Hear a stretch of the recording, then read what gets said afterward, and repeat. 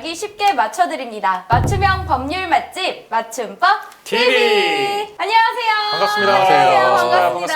반갑습니다. 네. 오늘은 좀 많은 분들이 공감하실 내용을 제가 갖고 왔어요. 실제로 저도 경험을 한 적이 있고 딱 문 앞에 택배가 왔어요. 근데 나는 이런 택배를 시킨 적이 없는데 분명 이름도 내 이름이고 주소도 우리 집 주소고 근데 번호는 또 달라요. 제가 또 그 기사를 봤어요. 애기가 깬다고 윗집 주소를 적은 거예요. 네. 번호도 이제 어떻게 해서 찾았겠죠? 그래서 자기가 갖고 오는 사례가 종종 있다고 해요. 이럴 경우 좀 처벌받을 수 있는 게 있을까요? 처음에는 얘기 들으면서 딱 그 생각을 네. 했거든요. 아, 내가 집 앞에 택배를 가지러 나갔는데 이름도 내 이름이고 뭐 다 그래서 그거는 틀림없이 하마 아나운서님 팬이 보낸 게 아닐까, 누군가 사모하는 사람이 보낸 게 아닐까라고 생각을 하고 있었거든요, 사실은. 근데 방금 어쩌겠다. 말씀하신 거 저도 그 기사 봤어요. 네네네. 자기네 집에 이제 아기가 있으니까 아기가 깬다고 뭐 옆집 주소, 맞아. 전화번호 네. 이렇게 적었고 옆집으로 시킨 다음에 음. 택배 자기 택배니까 달라 그러고 되게 뻔뻔하죠. 그쵸. 사실 이거는요 법적으로 처벌될 가능성이 있어요. 두 두 가지 면에서 있는데 네. 첫 번째는 뭐냐면은 우리가 택배를 보내려면 송장을 써요. 운송장에다가 그쵸. 이제 이것저것 기재를 하잖아요. 근데 그 기재 내용이 100% 그런 건 아닌데요. 대부분의 경우에는 사문서로 볼 수가 있어요. 근데 우리가 사문서 위조가 되려면 그 문서를 작성할 권한이 없는데 마치 작성할 권한이 있는 것처럼 내가 하만원서님인 네. 것처럼 해갖고 문서를 작성을 하면 당연히 사문서 위조가 되는 거거든요. 아우. 택배 운송장을 위조했다는 사문서 위조, 그다음 위조 사문서 행사, 요게 될 수 있고요. 택배 송장도 사문서에 해당할 수 있다는 게 대부분 판례예요. 또 하나는 전화번호나 이름 같은 네. 것들을 어떻게 알아냈는지 모르겠는데 그것도 신기하다. 그거를 만약에 예를 들어가지고 뭐 그 집에 온 택배 몰래 막 훔쳐봐가지고 알았다던가 이런 식으로 확인을 하게 되면은, 그래서 그걸 사용을 하게 되면 개인정보보호법 위반으로도 처벌받을 가능성이 있습니다. 아 근데 진짜 택배 편하자고 받는 건데 참 힘들게 받는다. 그런데 여기서 주의할 점이 하나가 있는 네. 게 나는 잘못 온 거잖아요. 그쵸. 무심코 뜯어볼 수는 있어요. 그쵸 당연히 이름도 나오고 그치. 주소도 나니까. 무심코 뜯어볼 수는 있는데 내가 시킨 건 아닌 것 같은데 네. 모르죠. 왜냐면 우리 가족 구성원이 누군가. 시켰을 수도 있는 거니까 그 정도까지는 문제가 될 것 같지 않아요. 네. 거기서는 뭐 뜯은 거 자체는.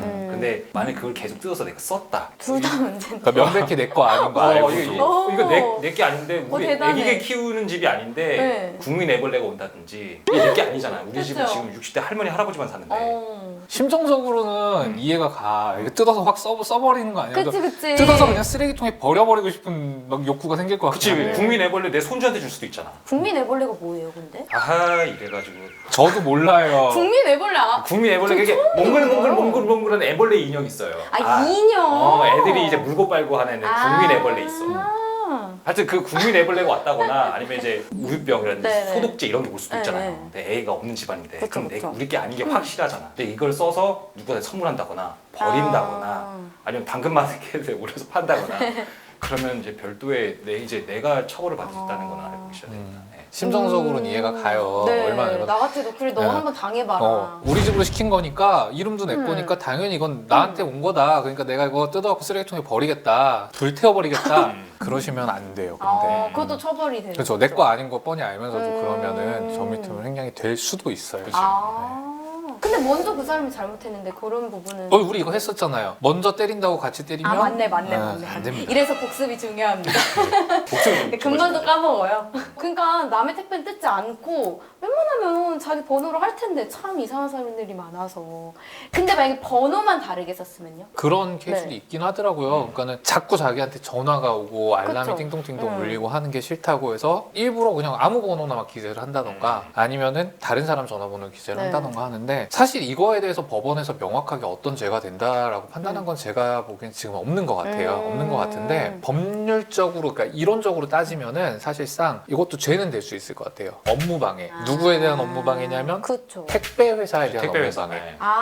왜냐하면 택배 회사는 그 물건을 받아야 되는 사람한테 정확하게 배송해 주는 게 그들의 업무잖아요. 그렇죠. 근데 거기에 전화번호를 일부러 다르게 적음으로 인해 가지고서는 그 업무가 정상적으로 진행될 수 없게 했다라고 한다면은 택배 회사에 대한 업무 방해가 될 수도 있다고 봐요. 나는 안 시켰다. 그렇지. 이렇게 될 경우 택배사에서 업무 방해로. 그렇죠. 나는 이거 된다는 배달해 거죠. 주려면 전화번호가 그쵸, 필요한데 자꾸 전화번호 구매 확정 일부러. 해달라고 하고 그렇죠. 포인트 맞아. 준다고 뭐 하고 리뷰해달라 그러고. 그러니까 구매 확정 내가 뭐 눌러야 되나 아 그게 택배사 측에서 업무방해가 될 수 그렇지는 있구나. 될 수도 있다는 될 거죠. 수도. 네, 명확한 판단은 없지만. 네. 그쵸. 그냥 좀 편하자고 시키는 거 제대로 쓰고 그냥 조금 그러니까 나만 편하면 네. 안 되고 남 거 그쵸. 생각을 해줘야죠. 네. 맞아요.